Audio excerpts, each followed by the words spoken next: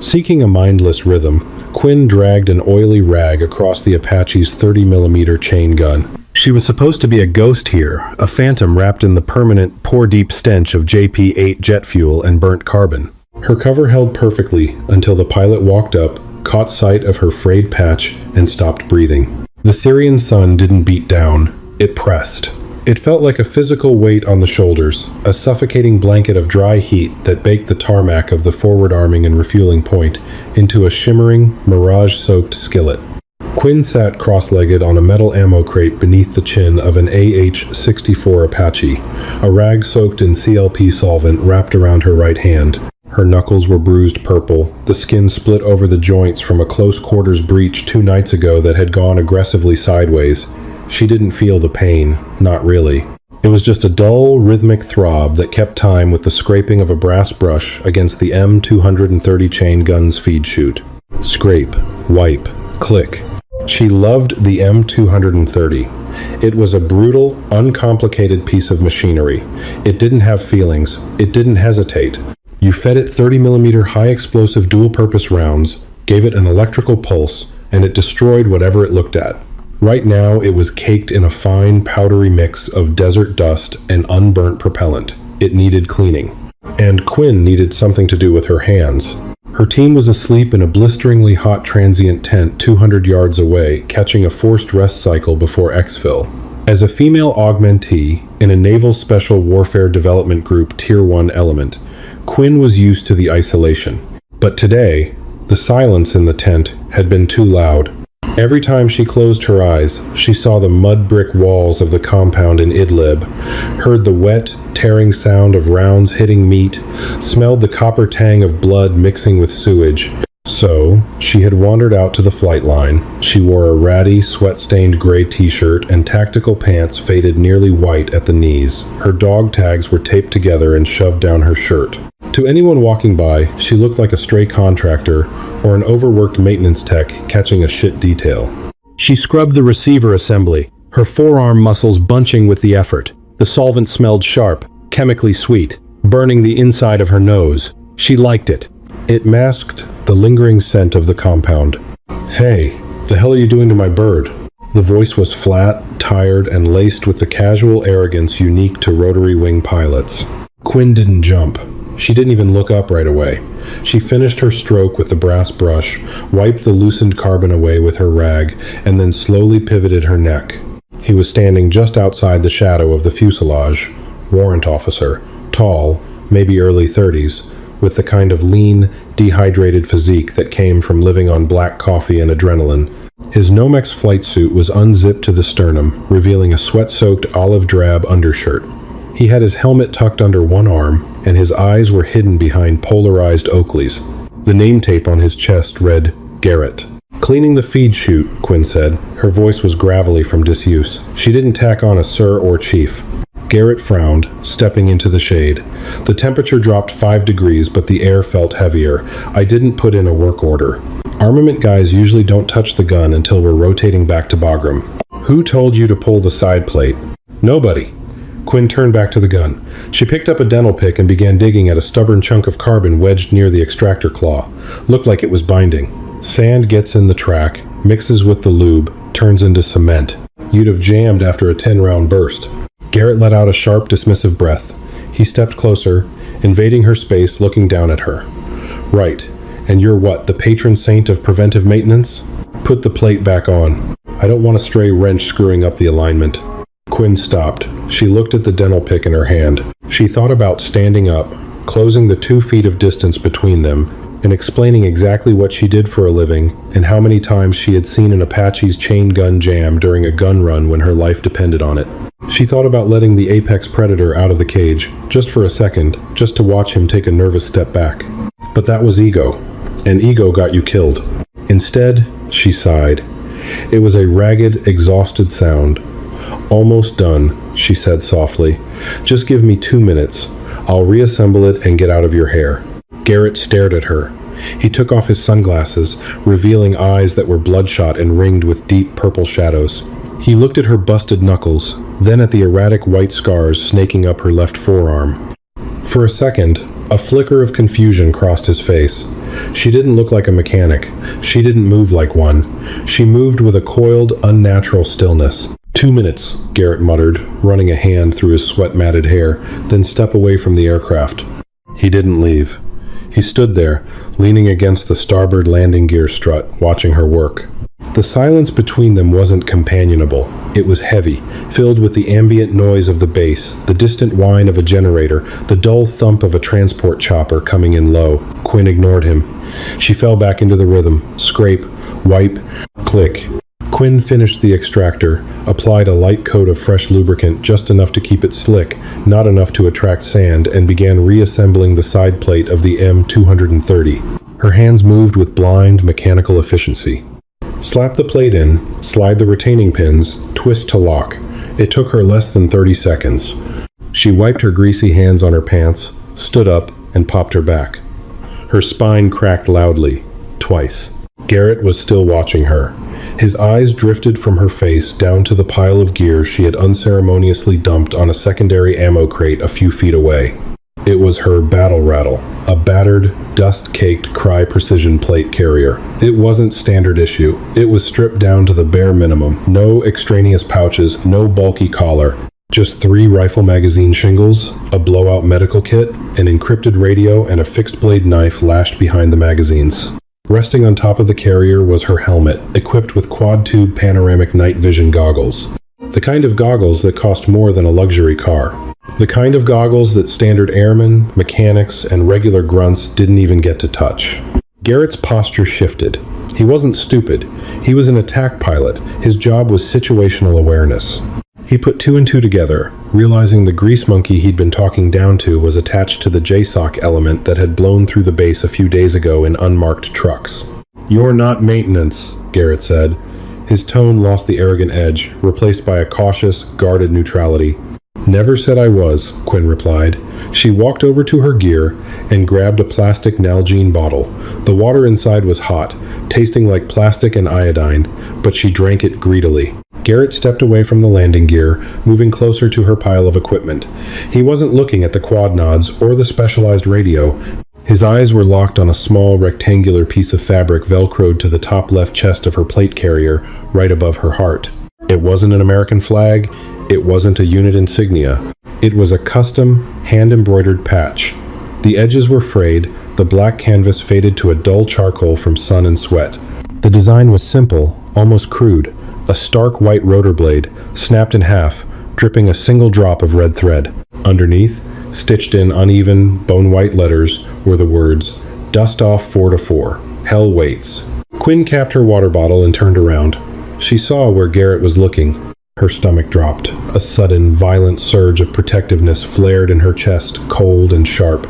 She stepped in front of the gear, blocking his line of sight, her shoulders instinctively squaring off. But Garrett didn't look at her. He couldn't. He froze. The stillness wasn't the trained, tactical stillness of an operator. It was the paralysis of a man who had just taken a physical blow to the stomach. All the color drained from his face, leaving his skin an ashen, sickly gray beneath his tan. His breathing stopped. The rhythmic rise and fall of his chest just ceased, as if his lungs had forgotten how to work. "Where?" Garrett started. His voice broke. It didn't crack. It shattered into a dry, raspy wheeze. He cleared his throat, swallowing hard, but his eyes remained fixed on the spot where the patch had been before Quinn stepped in front of it. "Where did you get that?" Quinn's jaw tightened. She hated this. She hated the messy, bleeding reality of other people's grief. "It's a memorial patch," she said. Her voice clipped, void of emotion. "It's private." "I know what it is," Garrett whispered. He took a jerky step forward, stopping only when he was inches from Quinn. He was taller than her, but right now he looked fragile, like he was made of glass, and the desert wind might shatter him. Dustoff 44, a medevac Black Hawk, shot down over the Helmand River Valley 5 years ago. Quinn stared at him, her face a mask of stone. "Yeah, my little brother was the co-pilot," Garrett said. The words tumbled out of his mouth, raw and desperate. "David, he was. They never recovered the fuselage." The valley belonged to the Taliban. The crash site was too hot. "They called off the recovery," they told us. The brass told my family it was a catastrophic burn. Nothing left to bring home. He looked at Quinn, his eyes searching her face, begging for something. That patch. Only the guys who were on the ground that night, the element that tried to push to the crash site. Only they had those made. There were only 6 of them. Quinn felt a muscle twitch in her cheek. The oppressive heat of the Syrian sun faded, replaced by the phantom chill of a pitch-black Afghan night. She smelled it again, the burning aviation fuel, the cordite, the metallic stench of mud and blood. She remembered the desperate 2-mile sprint through irrigation ditches under heavy machine gun fire. She remembered the 6 of them, a rookie SEAL and 5 hardened veterans, disobeying a direct stand-down order because you don't leave Americans burning in a metal husk. She remembered reaching the wreckage. She remembered pulling a young pilot with the name tape Garrett from the crumpled cockpit. He had been missing half his jaw, but his hand had gripped her forearm so tightly it left bruises that lasted for weeks. He died in the mud, staring up at the Afghan sky, while she held pressure on a neck wound that couldn't be closed. Quinn looked at the pilot standing in front of her. The resemblance was there, buried under years of exhaustion and age.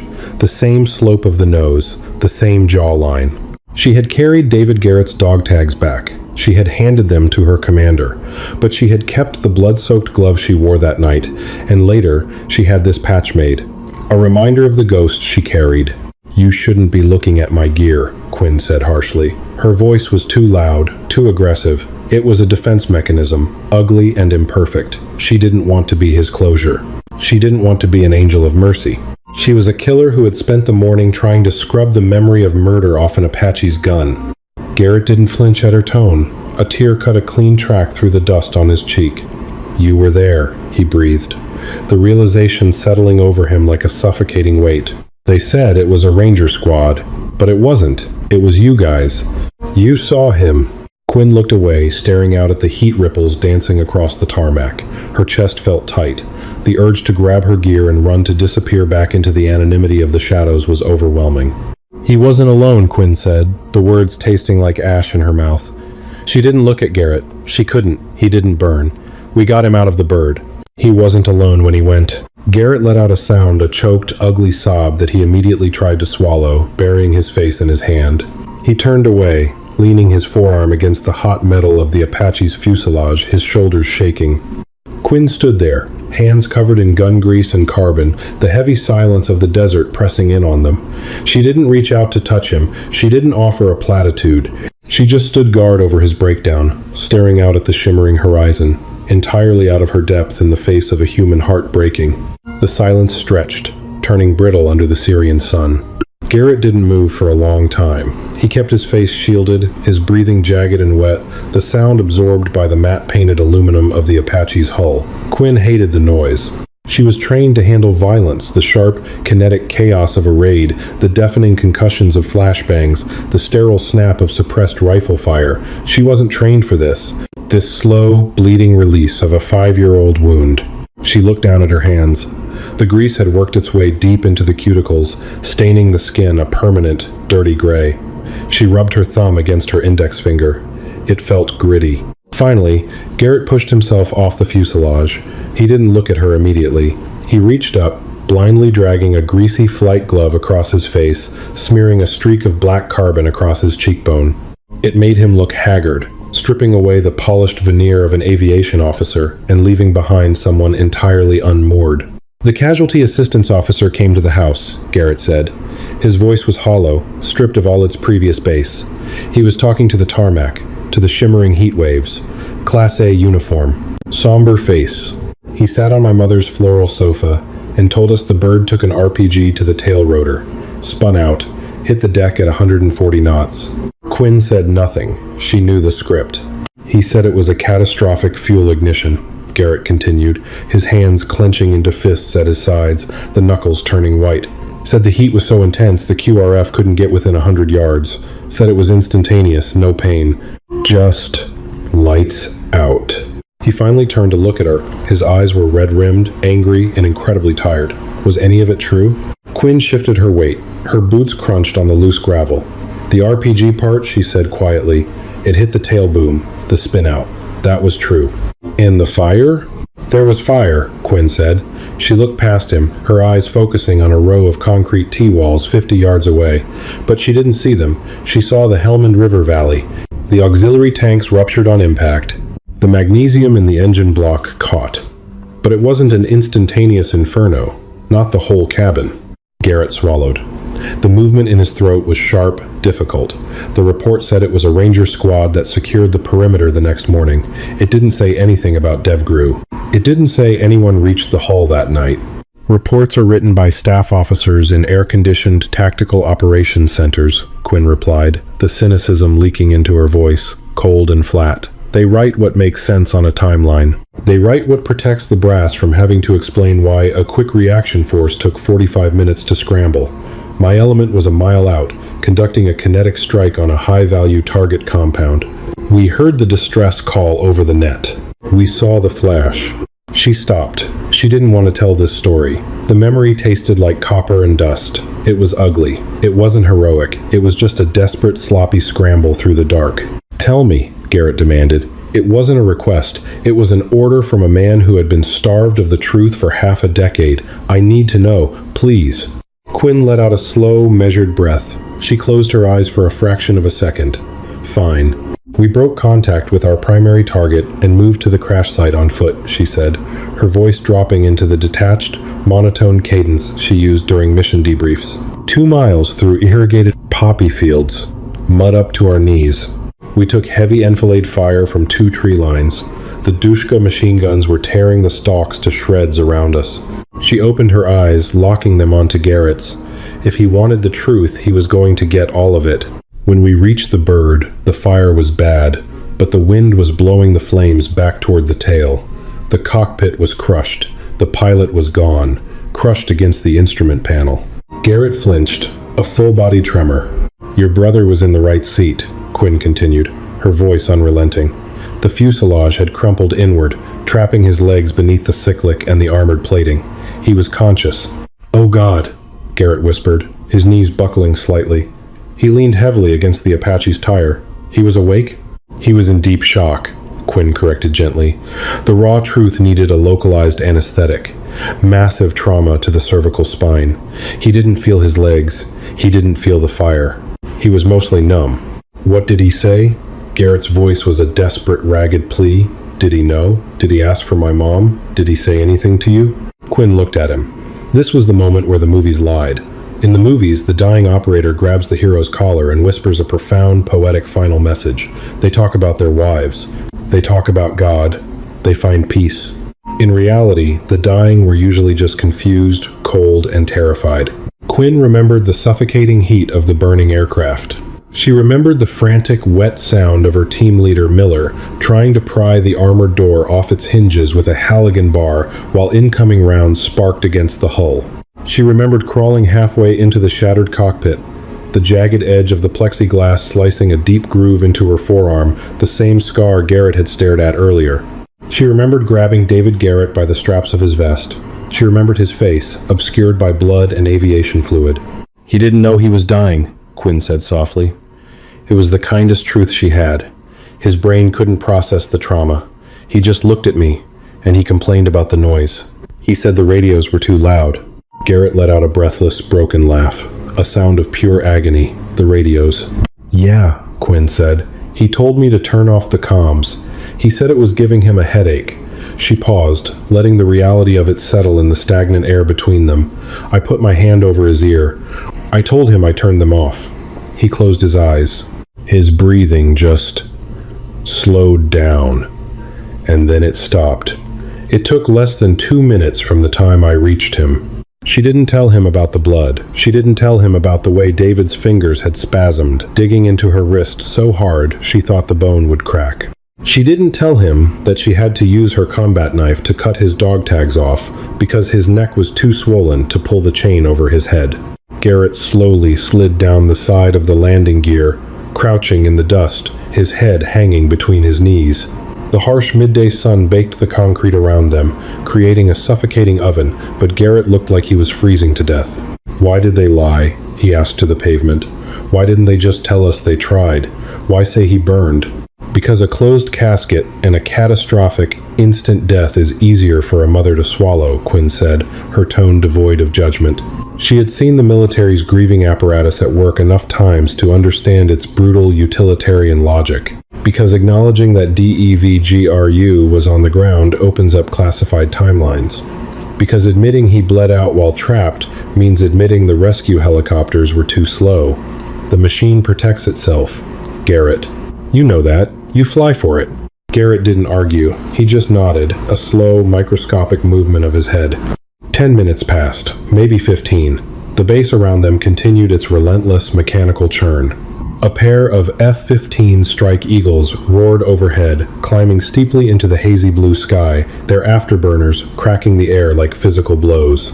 Quinn didn't move. She stood her ground, the silent sentinel. She felt the sweat drying on her t-shirt, leaving stiff, salty rings under her arms and across her chest. Her muscles ached, a deep lactic burn from the raid 2 nights ago finally catching up to the adrenaline crash. Eventually, Garrett stood up. His movements were stiff, like an old man whose joints had seized in the cold. He looked completely drained, hollowed out, but the frantic, desperate energy was gone. In its place was a heavy, terrible calm. He looked at Quinn. He really looked at her this time. Not as a dirty maintenance tech, not as a woman invading his flight line, but as the last person on Earth who had touched his brother while he was alive. "Did you take his tags?" Garrett asked, his voice rough as sandpaper. "Yeah," Quinn said. "I handed them to my commanding officer at Bagram. They should have made their way to your family." "They did," Garrett nodded. "They were clean, polished." "They were scrubbed," Quinn confirmed. "Standard procedure before handing them over to a Gold Star family." Garrett reached into the collar of his flight suit. He pulled out a silver ball chain. It held his own dog tags, along with a thick brass St. Christopher medal. Hanging between them was a third tag. It was battered, the edges slightly warped. Quinn recognized it instantly. The metal had a slight, dark discoloration near the hole where the chain passed through. The brass hadn't been able to polish out the carbon scoring from the magnesium fire. Garrett held the tag in his palm, staring at it. Then he looked up at the patch velcroed to Quinn's plate carrier, the broken rotor blade, the red thread. "He was 22, Garrett said softly. "I know," Quinn said. He looked younger. Garrett let the tag drop back against his chest and zipped his flight suit up to his collar, hiding the metal from the sun. He took a step toward her. He didn't extend his hand. He didn't salute. The space between them didn't allow for cheap military theatrics. "I hated you guys for 5 years, Garrett said, the admission raw and entirely honest. I hated the Rangers they said were there. I hated the QRF. I hated everyone who got to come home from that valley when he didn't. I spent 5 years picturing him burning alone in that cockpit." He stopped, his jaw working as he swallowed the emotion threatening to choke him again. "He wasn't alone," Quinn said fiercely. The words surprised her. They were louder than she intended, ringing with an intensity that fractured her carefully constructed stoicism. "We didn't leave him, Garrett. We stayed with the hull until the sun came up and a mechanized unit pushed through to relieve us. We dragged him out. We put him on the bird. He came home with us." Garrett's eyes watered, but he didn't cry. He just gave a tight, microscopic nod. "Thank you." The words felt inadequate, weightless in the heavy Syrian air, but they were all he had. He turned around and walked away, his boots dragging slightly on the asphalt. He didn't look back. Quinn watched him go until he disappeared behind the massive, sand-colored bulk of a fuel truck. She stood alone by the Apache. The M230 chain gun gleamed beneath the fuselage, wiped clean of its carbon, its feed chute meticulously lubricated, ready to cycle death at 625 rounds per minute. Quinn turned to her gear. She grabbed the Nalgene bottle, downing the last of the hot, plastic-tasting water. She picked up her helmet, the heavy, expensive night vision goggles clacking against the Kevlar. Then, she reached down and hoisted the plate carrier. It was heavy. It was always heavy. 40 pounds of ceramic plates, ammunition, and medical gear. But today, the weight felt different. It felt dense. She slung it over her shoulder, the rough nylon biting into her collarbone. Her thumb brushed against the frayed edge of the dust-off patch. The threading was rough, imperfect. Quinn began the long walk back to the transient tent. The sun beat down relentlessly, baking the desert dust into her skin. She passed mechanics turning wrenches on Humvees, airmen hauling crates of rations, and contractors smoking cheap cigarettes in the scant shade of shipping containers. No one looked twice at her.